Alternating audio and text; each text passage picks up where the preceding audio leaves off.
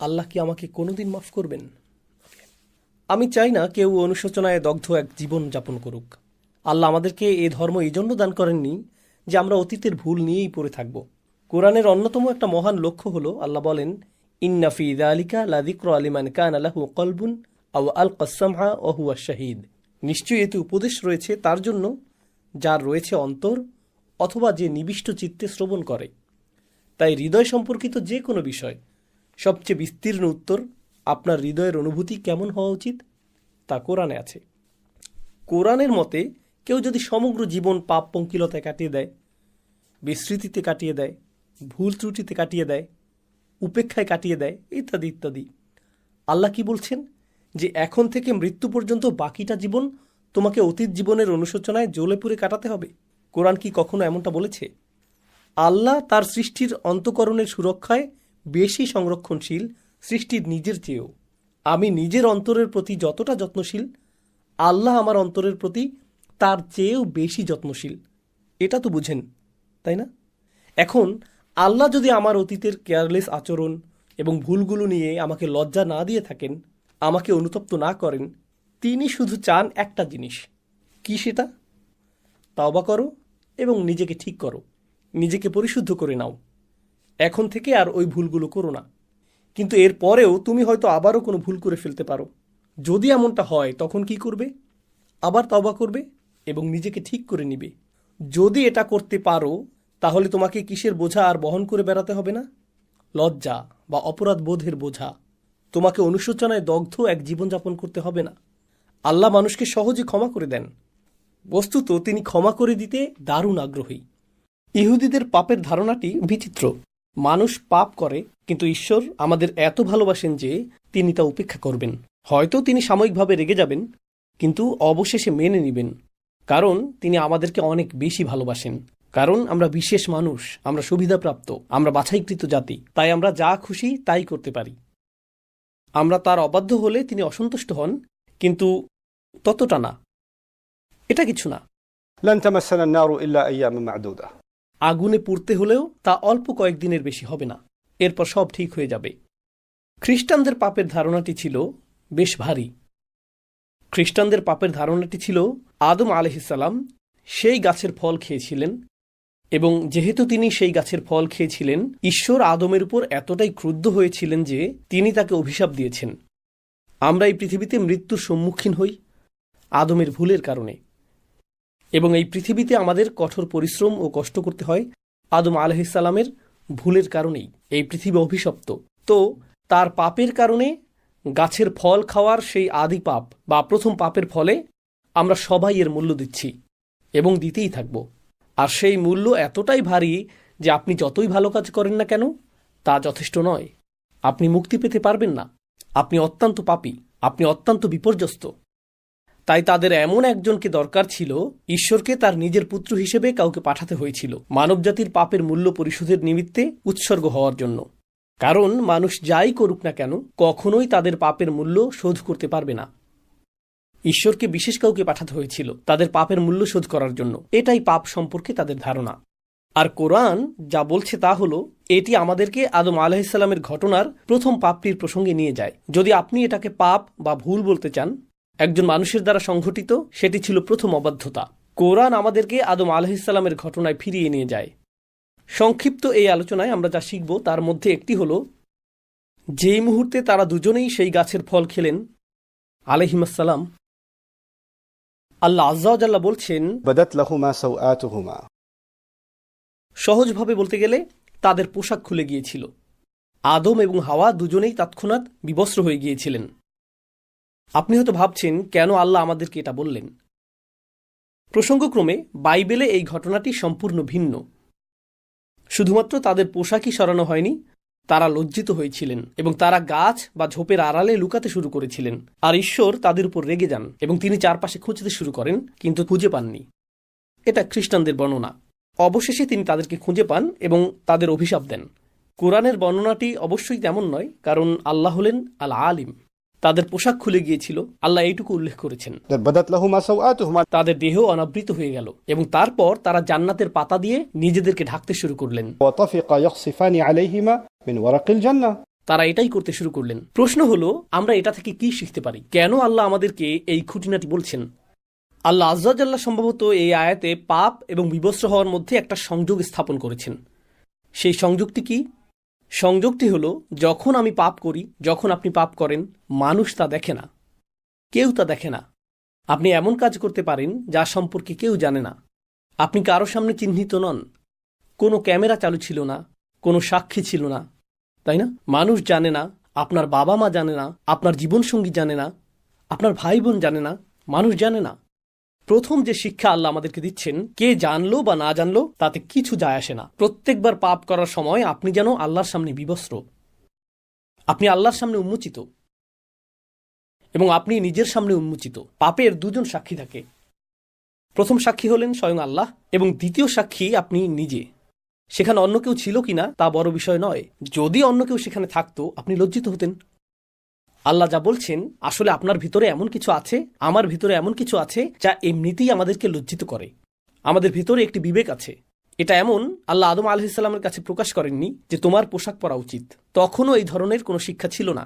যদিও এমন কোনো শিক্ষা ছিল না, তবুও যেই মুহূর্তে পোশাক খুলে গেল, তারা সাথে সাথে নিজেদের ঢাকার চেষ্টা করলেন, কারণ তারা লজ্জা অনুভব করছিলেন। তারা বিব্রত ও লজ্জিত বোধ করছিলেন। আল্লাহ তাদেরকে অপমানিত বোধ করতে বলেননি। আল্লাহ সেটা মানুষের ফিতরাতের মধ্যে, মানুষের স্বভাবের মধ্যে দিয়ে দিয়েছেন। আমার ভিতরে এমন কিছু আছে এবং আপনার ভিতরে এমন কিছু আছে যা বলে যে এটা একটা লজ্জাজনক বিষয়। এজন্য না যে মানুষ জেনে ফেলবে, বরং এটা আমার নিজের আত্মার জন্যই লজ্জাজনক। আমি এমন হতে চাই না, আমি নিজেকে অপমানিত করতে চাই না। আর তারা মরিয়া হয়ে যে কোনো উপায়ে নিজেদেরকে ঢাকার চেষ্টা করছিলেন, ঠিক যেমন আমরা কোনো ভুল করে ফেললে নিজেদেরকে যে কোনো উপায়ে ঢাকতে চাই। একটা মরিয়া ভাব থাকে। এটা শুধুমাত্র মানুষের চোখের আড়ালে নিজেদের ঢাকা নয়, নিজেকে ঢাকার আরও একটি মাত্রা রয়েছে।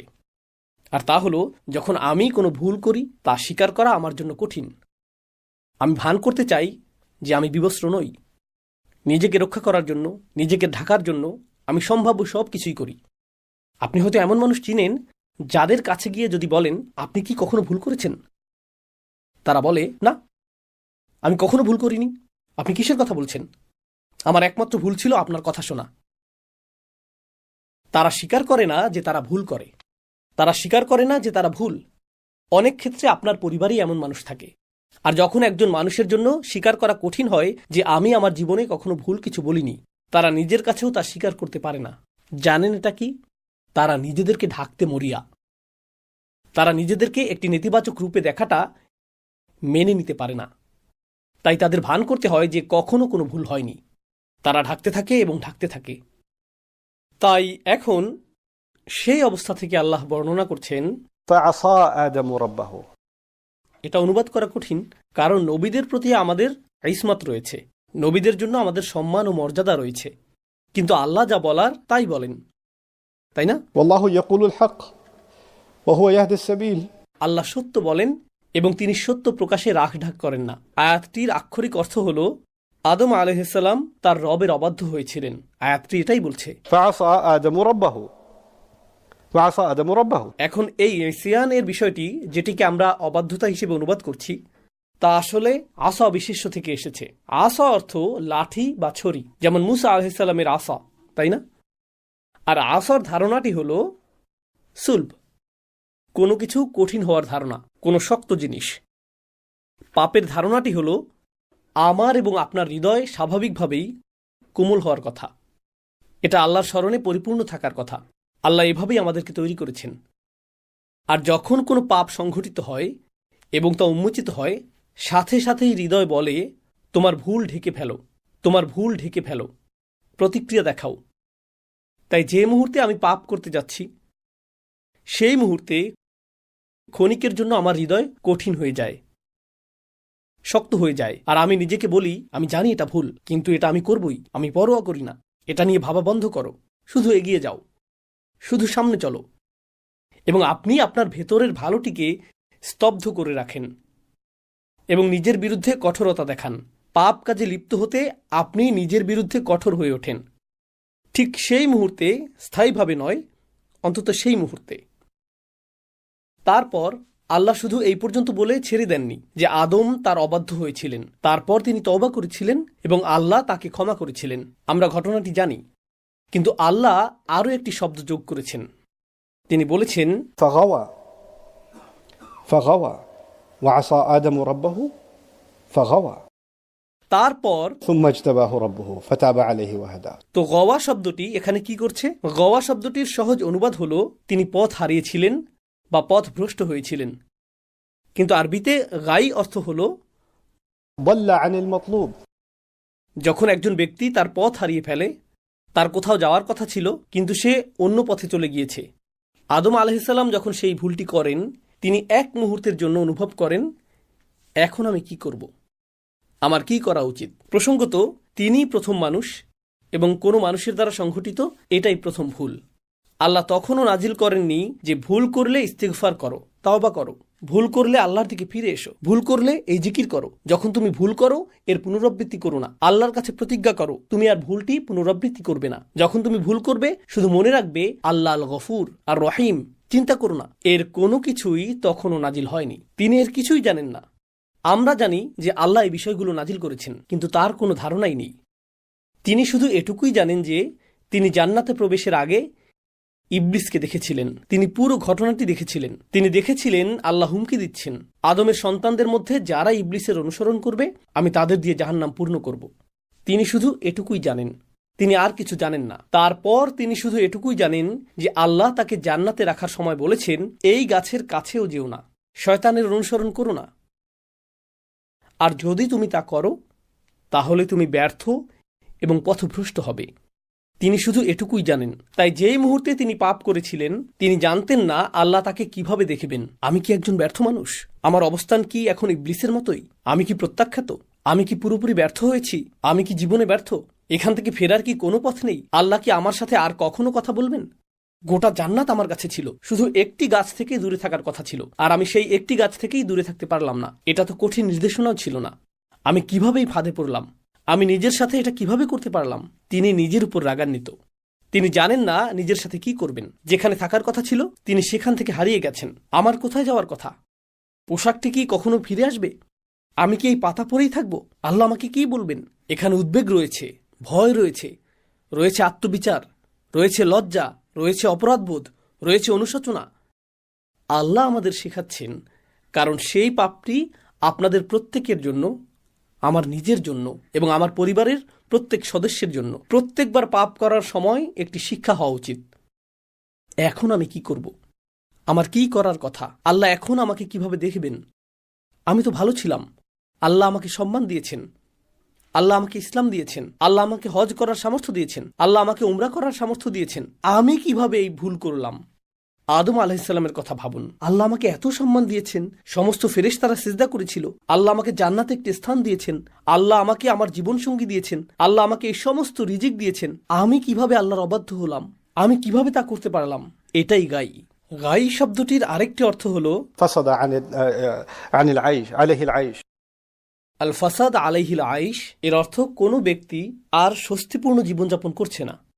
তার পাপ শুধু পাপেই সীমাবদ্ধ নয়, সে আর নিজের সাথেই থাকতে পারছে না। সে গভীর অস্বস্তির মধ্যে রয়েছে, সে স্বস্তি খুঁজে পাচ্ছে না। প্রকৃতপক্ষে গাই শব্দটি এক্ষেত্রেও ব্যবহৃত হয় যখন শিশুকে দুধ দেওয়া হয় এবং কখনো কখনো তার পেট গ্যাসে পূর্ণ ও শক্ত হয়ে যায় এবং সে ব্যথায় কাঁদতে শুরু করে, কারণ সে ঠিকমতো দুধ হজম করতে পারছে না। আর যখন আপনার পেটের সমস্যার কারণে গ্যাস বা ডায়রিয়া বা বমি হয়, অর্থাৎ গ্যাস্ট্রোনমিক্যাল সমস্যা হয়, সেটাকেও আসলে বেগওয়াত বলা হয়। আরবিতে এটাকেও গাই বলা হয়। আল্লাহ যেন বলছেন যে যখন সে এই ভুলটি করে তার ভেতরে কোনো একটি অস্বস্তি তৈরি হয় আর তার ভেতরে কোনো একটা অশান্তি সৃষ্টি হয়, সে নিজের সাথেই সহজ হতে পারে না।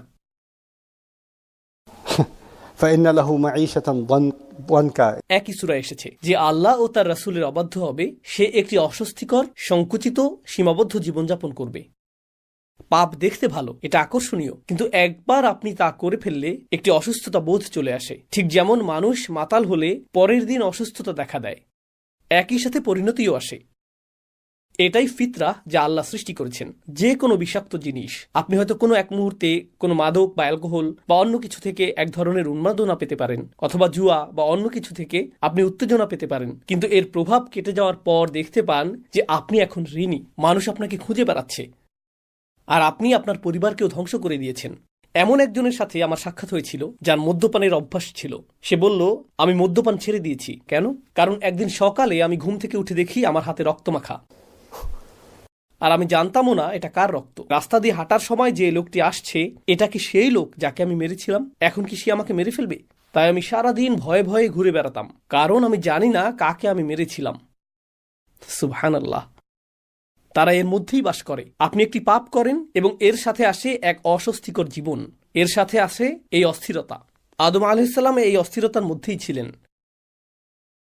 এটা বোঝা জরুরি, কারণ যখন আপনি সেই অস্থিরতার মধ্যে থাকেন এবং আপনি পথ হারিয়ে ফেলেন, তখন আপনার মনে হয় আপনার আশা শেষ। নিজেকে মুক্ত করার জন্য আপনার কিছুই করার নেই, যা আসলে একটি খ্রিস্টান ধারণা। আদম সেই ফল খেয়েছিলেন, তা আমি আপনাদের আগেই বলেছিলাম। তার মুক্তি এখন অসম্ভব। এর সংশোধনের জন্য তার কিছুই করার নেই। আপনি যতই ভালো কাজ করুন না কেন, আপনি সব কিছু নষ্ট করে ফেলেছেন। আপনি যতই প্রার্থনা করুন, যতই দান করুন, যতই তওবা করুন, আমি জানি আপনি আসলে কি। আমি জানি আপনার ভিতরের শয়তানি। আপনি যথেষ্ট ভালো নন। আপনার সকল কাজ মূল্যহীন। আর জানেন, ইবলিস এই ধারণাটি মুসলিমদের কাছে বিক্রি করতে খুব পারদর্শী। ঠিক গতকাল একজনের সাথে আমার সাক্ষাৎ হয়েছে, যে আমাকে বলেছে, আমি কোরআন তেলাওয়াত করি, আমি ইবাদত করি, আমার মনে হয় আমি আল্লাহর সাথে সংযুক্ত নই। এর কোনো কিছুই কোনো কাজে আসছে না। আপনার কি মনে হয় এই ধারণাটি কোথা থেকে এসেছে? সে এমনকি বলেছে, আমি অন্য মানুষকে দেখি, তারা কোরআন তেলাওয়াত করে, তারা ইবাদত করে, তারা আমার চেয়ে অনেক বেশি ভালো কাজ করে। আপনার এই ধারণা কোথা থেকে আসে? আপনি ভাবেন তারা ভালো কাজ করছে, আর আপনার আমল কোনো কাজেই আসছে না। তুলনার এই ধারণা কে চায় আপনি তুলনা করেন? ইবলিস চায় আপনি তুলনা করেন, কারণ সে তুলনা করেছিল। ইবলিস চায় আপনি ভাবুন আপনি যাই করেন তা যথেষ্ট নয়, কারণ তার উদ্দেশ্য হলো আপনাকে বিশ্বাস করানো যে আপনি যথেষ্ট ভালো নন। আপনি এতটাই ভালো যে সমস্ত ফেরেশতারা সিজদা করেছিল। কিন্তু ইবলিসের কাজ হলো আপনাকে বোঝানো আপনার কোনো কাজই আপনাকে মুক্তি দিতে পারে না। আপনি একটি ভুল করছেন আর আপনি শেষ। কেন? কারণ ইবলিস একটি ভুল করেছিল এবং সে বিশ্বাস করেছিল সে শেষ।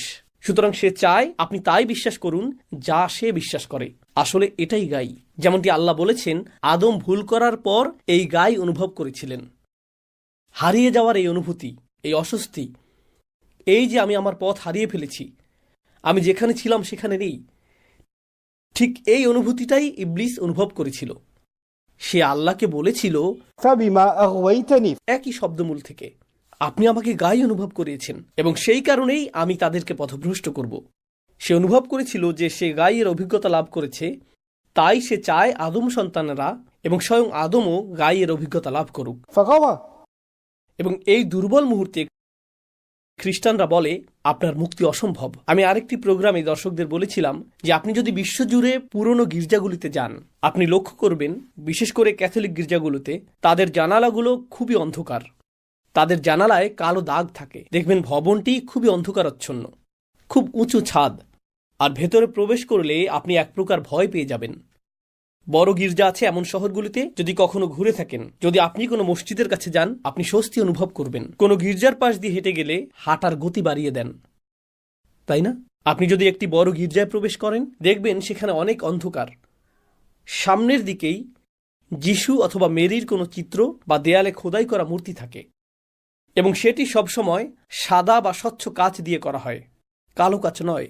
কেন? কারণ তারা চায় সেখান থেকে সূর্যের আলো ভেতরে আসুক, যাতে আপনি অনুভব করেন যে আপনার জীবন অন্ধকারে ঘেরা এবং আলো একমাত্র যিশুর কাছেই রয়েছে। ইসলামে এই ধারণাটি এরকম, মূলত আপনার ভেতরে একটি আলো রয়েছে, আপনার ভেতরে একটি ফিতরা রয়েছে এবং সেই প্রত্যাদেশ আল্লাহ আমাদের যে বার্তা দিয়েছেন সেটিও আলো।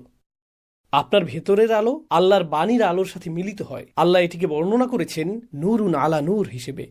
তিনি এটিকে এভাবেই বর্ণনা করেছেন। তাদের ধারণা হলো আপনি অন্ধকারে রয়েছেন এবং আলো খুঁজে পাওয়ার একমাত্র মাধ্যম এমন কেউ যাকে রক্তাক্ত করে উৎসর্গ করা হয়েছিল।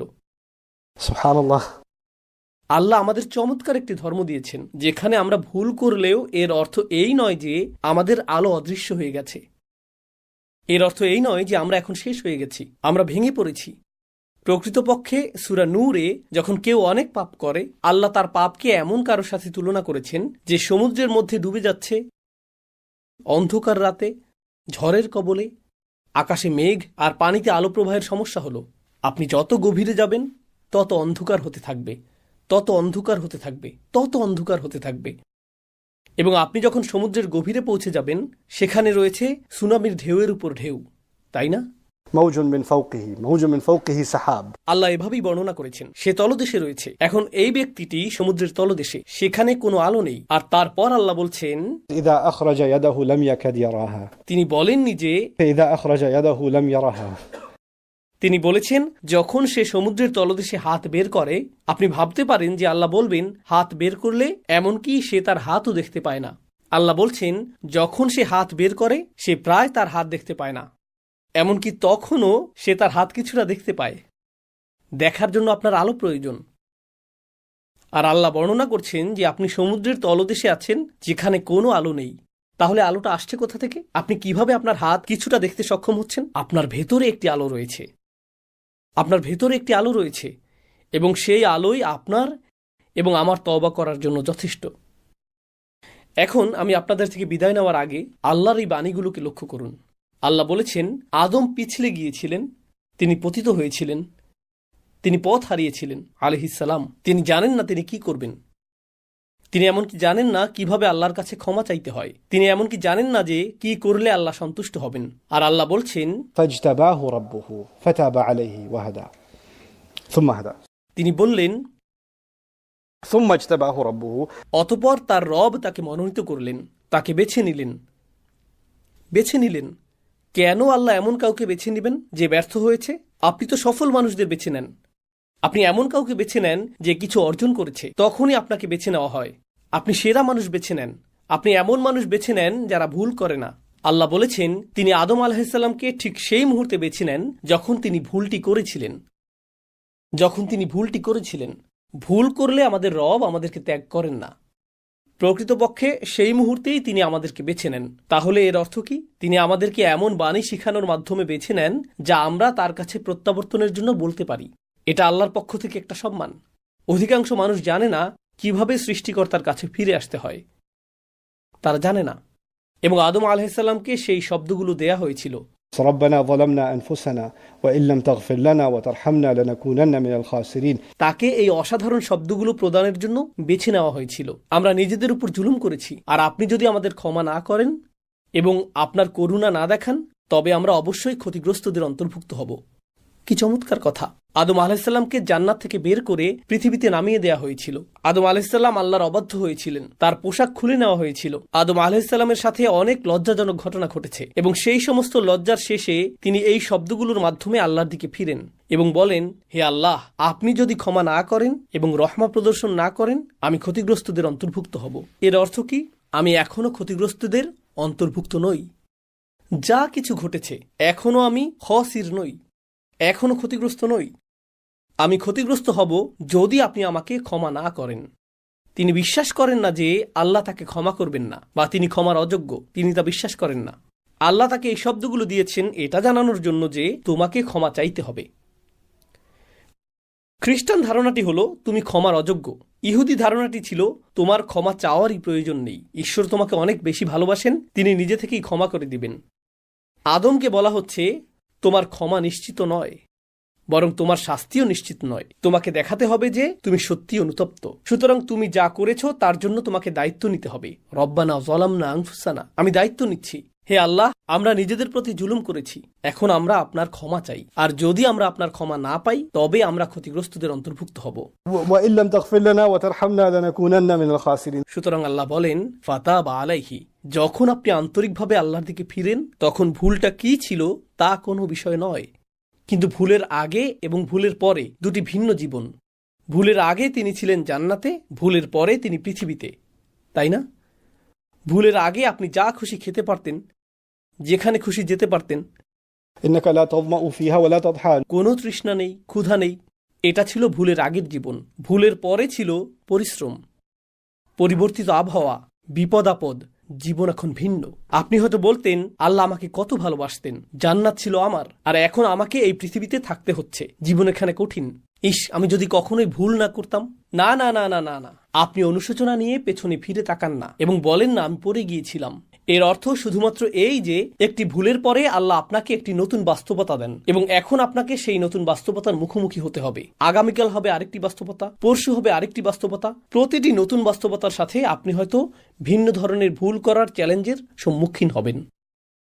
আপনি এবং আমি যখন জীবনে যাত্রা অব্যাহত রাখব, নতুন ধরনের চ্যালেঞ্জ আসতে থাকবে, নতুন ধরনের ভুলের সুযোগ আসতে থাকবে এবং আমরা সেগুলো এড়ানোর জন্য সর্বোচ্চ চেষ্টা করব। কিন্তু কখনো কখনো আমরা পিছলে যাব এবং পড়ে যাব।